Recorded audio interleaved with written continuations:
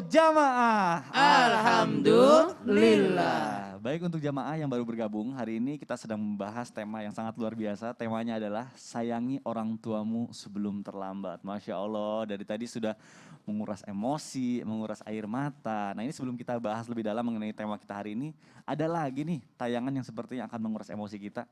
Yuk kita saksikan bersama-sama tayangannya, silakan.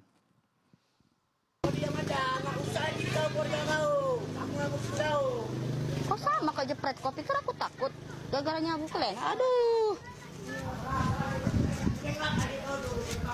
tahu lebih kenap. Astagfirullahaladzim. Kita sudah lihat beberapa tayangan seorang anak yang tidak memperlakukan ibunya dengan baik atau bisa dibilang durhaka. Nah, sekarang saya mau ke Ustadz Syam dulu nih. Siap. Afwan Ustadz.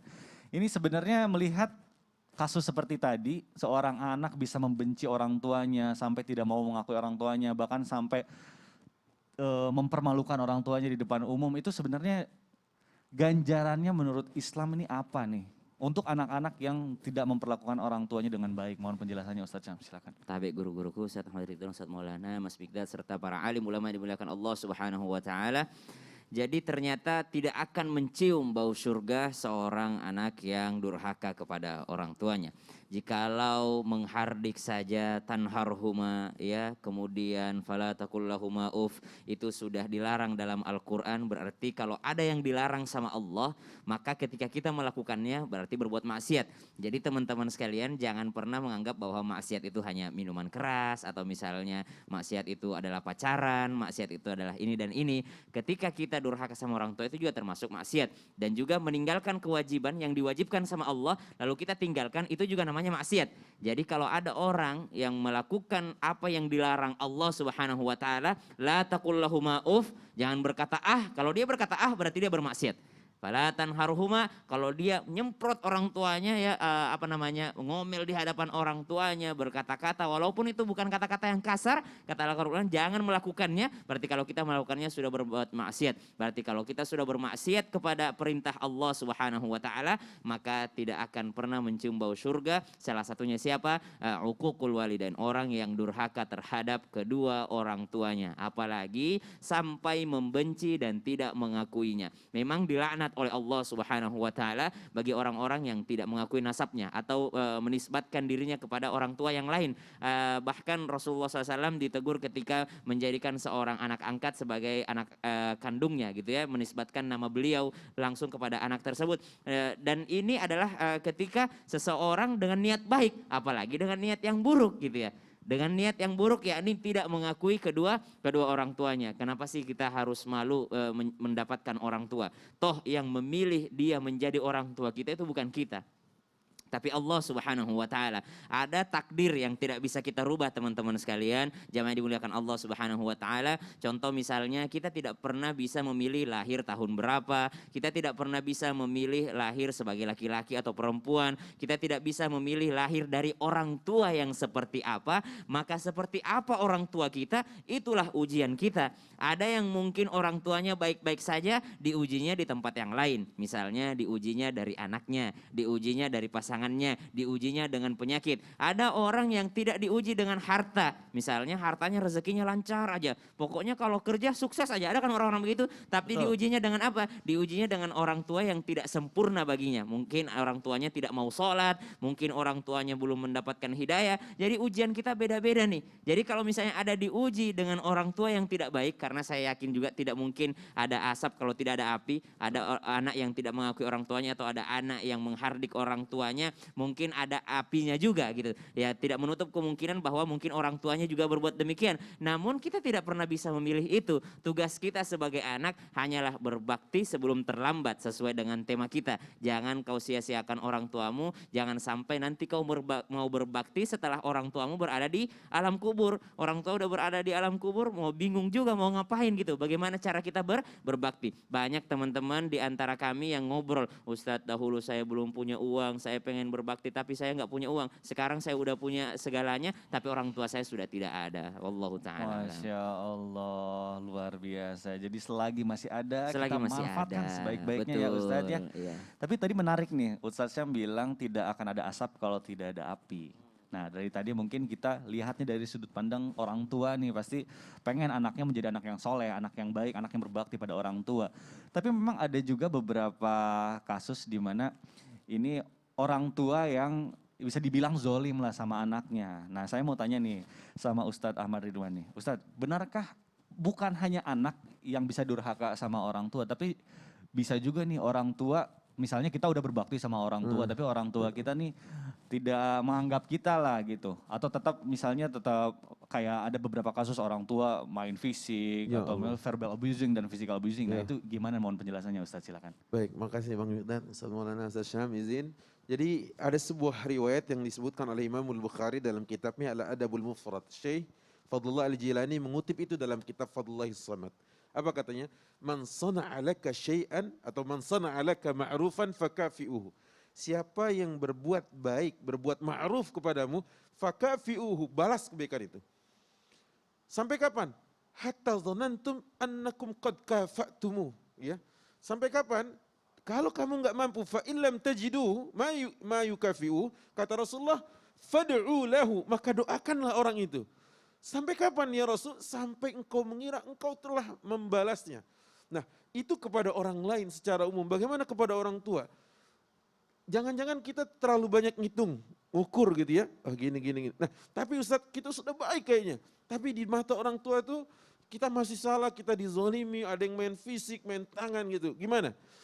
Ingat, baktimu kepada orang tuamu tetap wajib.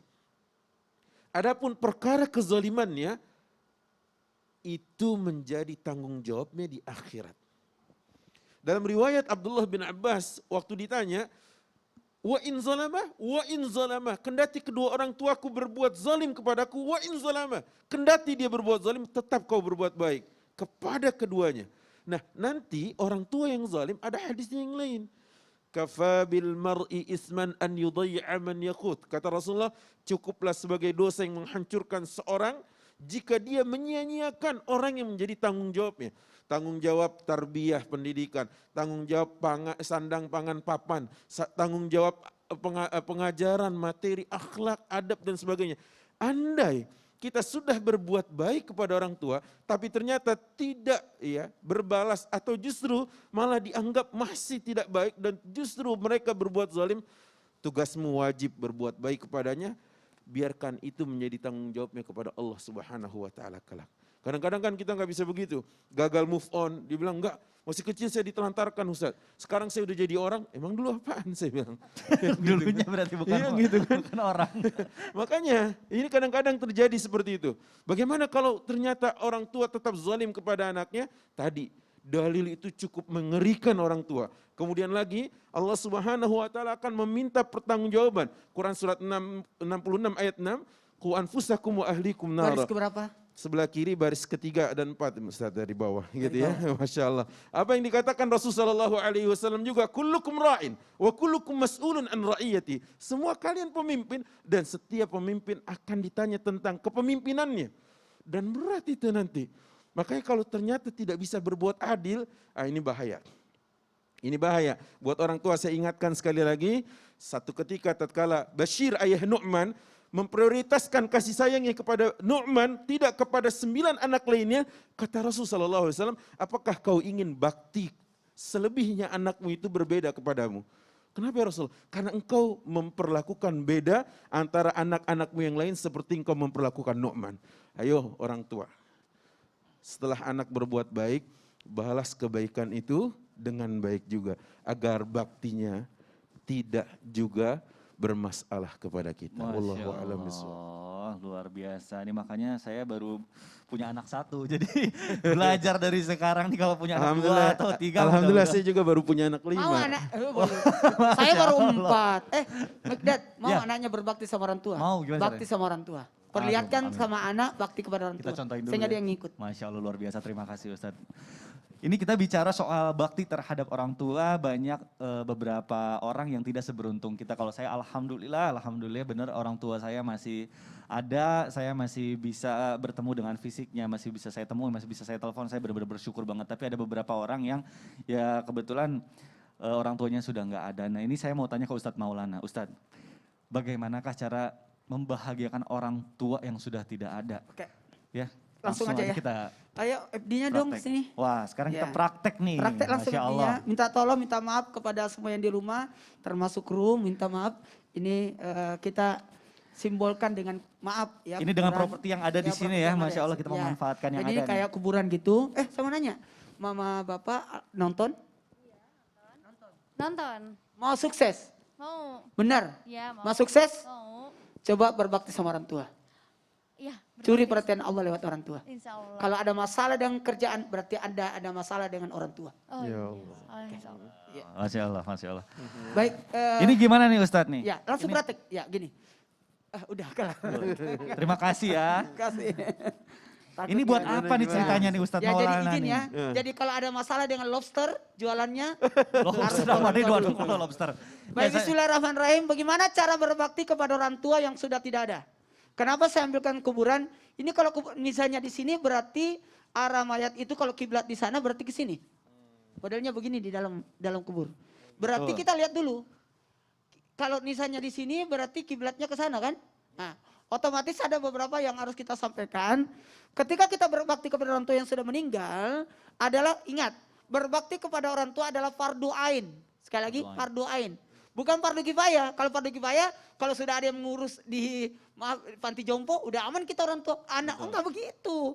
Itu walaupun anak orang tua kau titipkan sama orang lain antar saudara, tetap engkau harus berbakti karena itu fardu ain. Tak bisa diwakilkan. Ustaz Sam ada di sini, adiknya ada di sana. Yang berbakti adiknya tidak. Tidak bisa. Tetap Ustaz Sam fardu ain. Nah, gitu. Kemudian berbakti kepada orang tua tidak ada masa batasnya, tidak ada. Walaupun orang tua sudah meninggal, tetap kita berbakti. Gimana cara berbakti kepada orang tua? Menjadilah anak soleh. Sekali lagi, menjadilah anak soleh. Ketika kita menjadi anak soleh, otomatis kita mendoakan. Ketika menjadi anak soleh, kita menjaga nama baik beliau. Itulah soleh itu artinya berfungsi. Berfungsi itu walaupun ada tidak ada, tidak ada urusan. Nah, apalagi yang ketiga adalah menjadi anak yang ketiga adalah menyambung silaturahmi kepada siapa? Sahabatnya, kerabatnya orang tua. Jadi kita tetap dan yang berikutnya mohon izin, mohon maaf yang harus kita lakukan adalah bagaimana kita berdoa bersedekah atas nama orang tua. Jadi kalau kita memasukkan uang ke celengan, apa salahnya kita niatkan untuk orang tua? Kata Nabi tidak terbagi tuh pahala, kau dapat dan dia dapat. Nah ketika kita kuburan, sebenarnya gini ya, karena sekarang aduh ada dilarang ziarah kubur, kan bisa lewat doa. Namun kalau kita ada kesempatan untuk datang nyekar atau ziarah kubur, ada baiknya karena atas apa yang kau lakukan ketika dia masih hidup engkau datangi dia, sama halnya ketika engkau datangi ketika dia sudah meninggal. Dia senang, anakku datang. Ya Allah. Anakku datang, gitu. Jadi posisi ketika kita datang, kita assalamualaikum ya ahlul kubur. Walaupun kita dari pintu kita sudah ngomong seperti itu. Tapi kita juga pegang assalamualaikum ya ahlul kubur. Kemudian posisinya, mohon izin, jangan sampai menginjak kuburan. Kemudian kalau kita ada kesempatan datang, jadi pertama ini kan menghadap ke sini kan? Iya betul. Kepalanya menghadap ke sana. Jadi kita assalamualaikum ya ahlul kubur. Ya, ngomong enggak apa-apa. Habis itu kita beralih ke sisi sini. Untuk misalkan baca doa kan kiblatnya di sana. Betul. Gitu. Masya Allah. Masya Allah. Yang datang tadi itu yang FD tadi. Iya. Sudah nol katanya. Masya Bisa diambil lagi ke propertinya. Terima kasih ya, Masya Allah. Ini tadi dianalogikan sebagai makam. Ya. Jadi ada adab-adabnya juga cara mendoakan kita dan kita juga bisa bersedekah mengatasnamakan orang tua kita. Insya Allah sampai ya Ustadz ya, pahalanya kita dapat Ya. nanti juga sampai ke untuk orang tua Dan kita. tidak dibagi dua. Masya Jadi Allah. nggak ada ruginya kalau kita bersedekah atas nama orang tua. Luar biasa. Nah ini kadang bicara soal orang tua memang nggak ada habisnya. Apalagi tadi kita menganalogikan di kuburan kalau misalnya orang tua kita nggak ada. Nah ini sebelum kita lanjut lagi nih, saya mau ngajakin dulu jamaah untuk nonton tayangan berikut ini. Oh langsung aja sekarang, oke.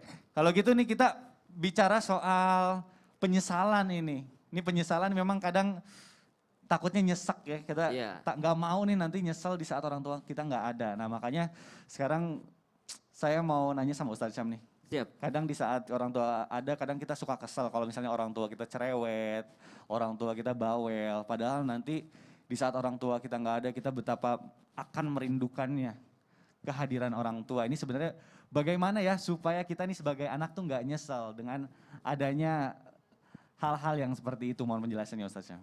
Silakan. Bismillahirrahmanirrahim. Tabi guruku Ustaz Maulana, Ustaz Ahmad Ridwan, Mas Mikdad, serta para anak yang insya Allah berusaha menjadi anak yang soleh. Karena kalau masih ada kata berusaha berarti kita belum menganggap diri kita soleh. Kata Al-Quran, qad aflaha man tazakka. Atau di ayat yang lain, qad aflaha man zakkaha. Sungguh beruntung orang yang berusaha mensucikan dirinya. Jadi yang beruntung bukan orang yang suci, karena tidak ada manusia yang suci kecuali Rasulullah SAW. Maka dari itu yang beruntung yang berusaha terus menerus. Jadi teman-teman sekalian, mungkin kita masih ada kurangnya. Jangan kita sudah merasa soleh di hadapan orang tua kita, gara-gara kita mungkin udah hafiz 30 juz, mungkin gara-gara kita mungkin udah hafal hadis ini, lalu kita merasa sudah soleh di hadapan orang tua kita, karena tolak ukurnya adalah tidak ada batasan kita berbakti sama orang tua sampai meninggal. Siapa yang meninggal? Bukan orang tua kita yang meninggal, tapi kita yang meninggal dunia, baru kita berhenti berbakti kepada orang tua kita. Maka subhanallah, bagaimana supaya kita tidak menyesal sampai orang tua kita berada di liang lahat, baru kita menyadari keberadaannya. Maka mulai sekarang, mungkin teman-teman sekalian yang sudah berumur SMA atau udah kuliah, atau mungkin ada yang sudah berumah tangga, coba yang masih hidup orang tuanya, coba pandangi sedikit demi sedikit wajahnya. Dahulu yang seluruh jenggotnya warna hitam, sekarang sudah mulai ada putihnya. Dahulu rambutnya yang semuanya hitam, sekarang sudah mulai muncul putih-putih di rambutnya. Dahulu yang wajahnya segar, apalagi mungkin teman-teman yang lahirnya sudah ada zaman handphone, sudah ada kamera, sudah ada foto. Coba lihat, bedakan antara foto bapak kita yang dulu dengan wajah bapak kita sekarang. Apalagi kalau orang tuanya mungkin masih tidur sekarang, atau orang tuanya sudah mau berangkat kerja. Coba ketika salim, rasakan tangannya. Ada perbedaan genggaman tangannya orang tua kita dahulu dengan genggaman tangan orang tua kita sekarang. Maka subhanallah, apa yang dirasain Bang Mikdad sekarang, ya Aduh. itu yang dirasain kita Itu semua. benar banget soalnya. Jadi Iya, apa yang tadi disampaikan sama Ustaz Syam, saya sudah mulai merasakannya gitu. Jadi memang mempraktekkan. Nangis dia Sasa. kadang Iya. apa orang tua yang dulu masih apa Keker. segar, Iya, ibu subhanallah. saya juga, jadi ya Allah kalau bicara soal orang Dan siapa penyebab itu adalah penyebabnya adalah kita. Betul. Ya, karena merawat kita. Coba apalagi kalau misalnya orang tua sedang tertidur. Dulu waktu kecil sering tuh kita lucu ya. Ini kejadian lucu, tapi ternyata kalau kita pikir-pikir ini adalah sebuah muhasabah bagi diri kita. Sering waktu kita kecil itu kita merhatiin perutnya mama tuh. Masih bergerak nggak ya perut mama gue? Benar. Masih hidup nggak ya? Ya sering kita lihat. Kita takut banget kalau Kita misalnya takut ada banget apa-apa sama kehilangan orang tua. kita. Kenapa kebaikan kita waktu bocil dulu, waktu masih kecil dulu, tidak kita ambil sampai sekarang? Kalau dahulu kita masih sering memperhatikan orang tua saya masih hidup ya, ini tidur atau mati, ini tidur atau mati. Gitu. Sering kita perhatiin perutnya, bergerak enggak, bernafas enggak. Kenapa itu tidak diteruskan sampai sekarang? Kita pandangi wajahnya ibu kita ketika mereka sedang tertidur. Dahulu ibu kita yang masih kenceng wajahnya, ketika di make upin masih segar. Sekarang di make upin pun sudah tidak berubah wajahnya. Maka subhanallah, mereka semua akan berada di alam kubur nanti. Walaupun tidak ada jaminan mereka duluan, atau mungkin bisa saja kita yang duluan, namun ternyata kembali lagi tugas kita berbakti kepada mereka. Apa yang membuat kita tidak menyesal adalah ketika kita selalu mengingat bahwa wal 'asr innal insana lafi khusr illa alladhina amanu wa 'amilus shalihat wa tawasaw bil haqqi wa tawasaw bis sabr. Bahwa waktu itu sangat berharga. Shadaqallahul adzim. Masya Allah, jadi perlu digarisbawahi ya kalau misalnya kita berbakti orang tua terus bukan sampai orang tua pas nggak ada, tapi sampai kita nggak ada. Kitanya Masya nggak Allah. ada. Baik jamaah, jangan kemana-mana karena setelah ini insya Allah kita akan menjawab pertanyaan dari jamaah yang sudah masuk ke sosial media kita. Bersama-sama juga nanti insya Allah kita akan berdoa. Jadi tetap di Islam itu Indah, jamaah oh jamaah, alhamdulillah. Alhamdulillah.